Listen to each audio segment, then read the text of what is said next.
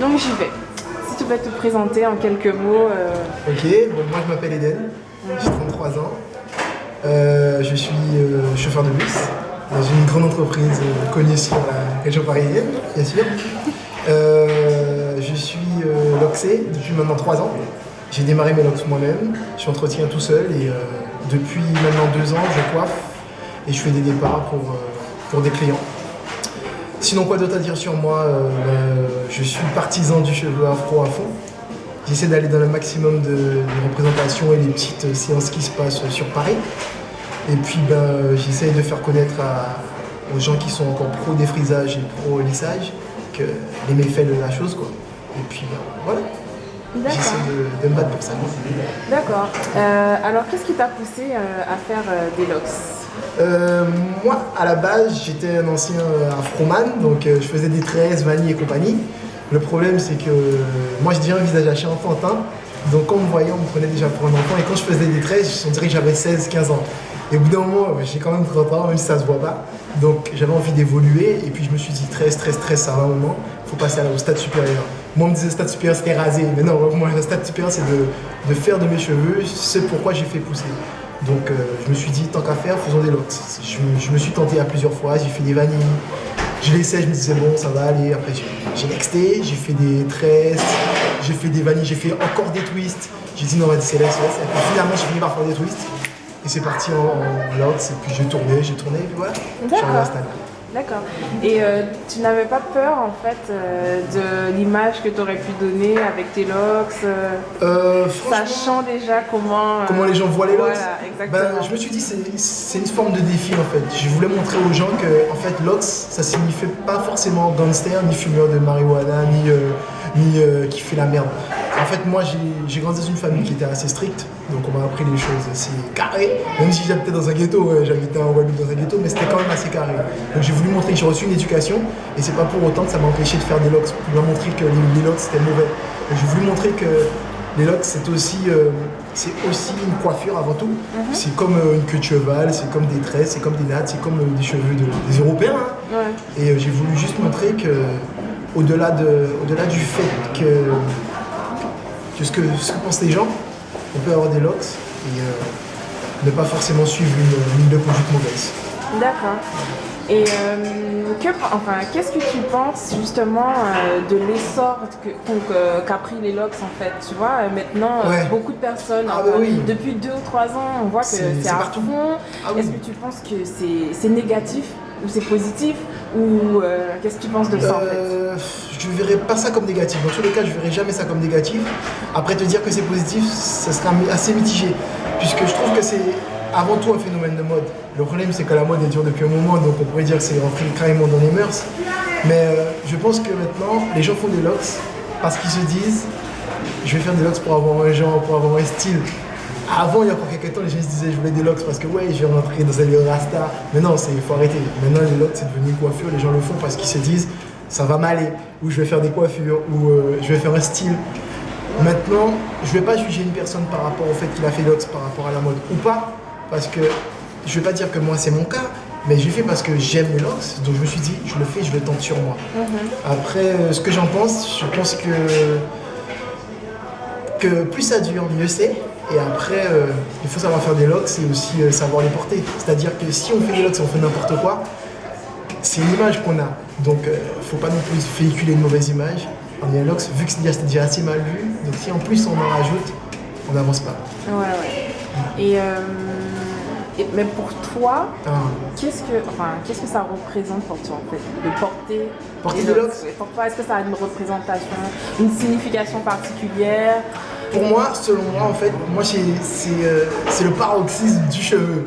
En fait, beaucoup de personnes ne verront pas comme ça, mais pour moi, on fait ce qu'on veut de nos cheveux. C'est-à-dire que quand les gens me voient moi je vois des chauffeurs de bus, donc je croise des gens qui me disent mais comment vous avez, c'est ça, ils comprennent pas, ils disent mais vous avez des lianes, c'est comment? Donc les gens ils comprennent pas. Donc moi ça me fait plaisir parce que je me dis que on a réussi à faire quelque chose de nos cheveux que même les gens ne comprennent pas comment on a fait. Donc pour moi c'est pousser le truc à son apogée, de dire que on a des cheveux naturels, on a une couronne, franchement c'est une couronne qu'on a, c'est un héritage qu'on a et on peut en faire des choses magnifiques. Et le fait de faire des coiffures avec moi je suis pas très coiffure, je fais coiffure sur mes clients, mais j'en fais pas moi-même. Mais le fait de pouvoir faire des coiffures, pouvoir les porter, c'est quelque chose de magnifique, quoi. Voilà. Et quelle est ta manière en fait de prendre soin de tes cheveux?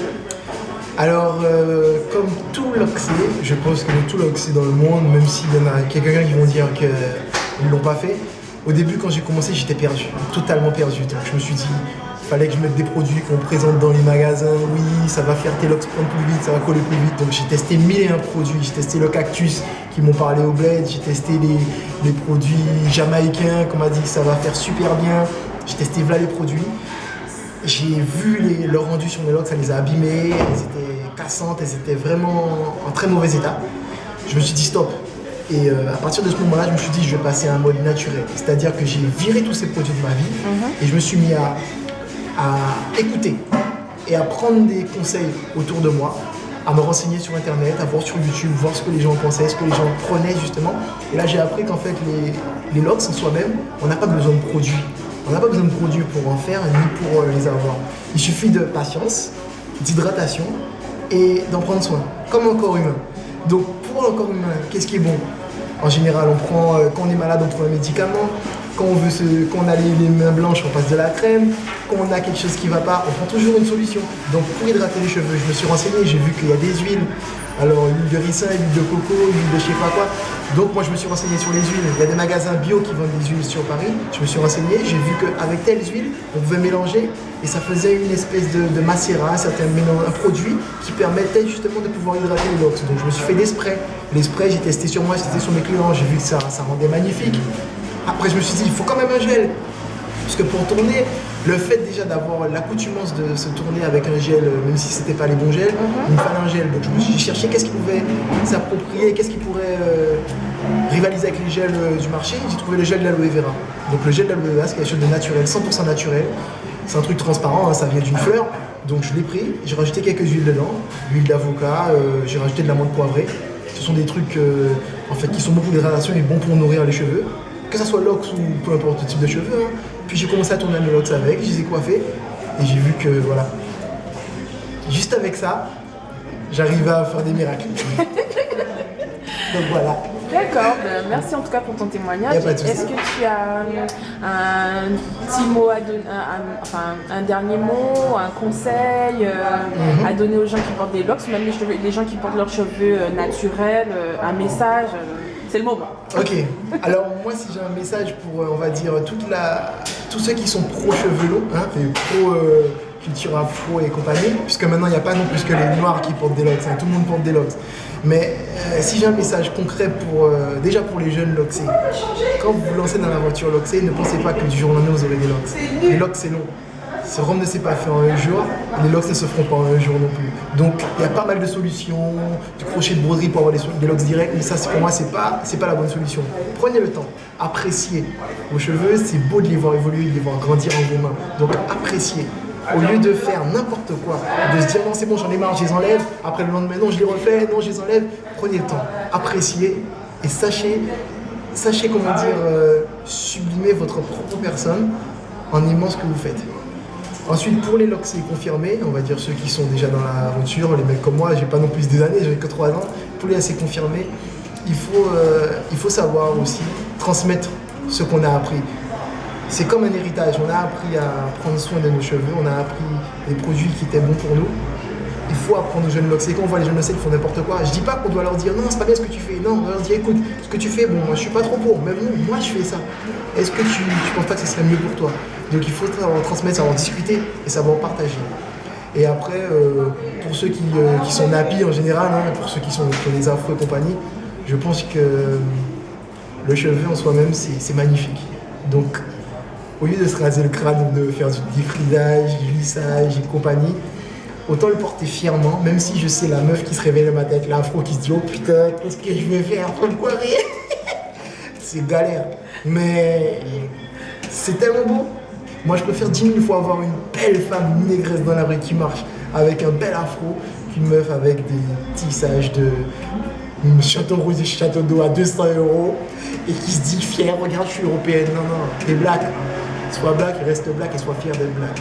Donc dans tous les cas, Napi est fier. Moi je le dis. J'espère que le message, ça va porter ses fruits et que tout le monde va comprendre et en fait réagir et agir de manière à ce que la culture black soit forte et qu'on soit ensemble. Au-delà des cheveux, il faut qu'on ait de l'unité entre nous et qu'on arrive à montrer ce qu'on sait faire et qu'on peut faire ensemble. Merci. Voilà. Ah, c'est top. Franchement.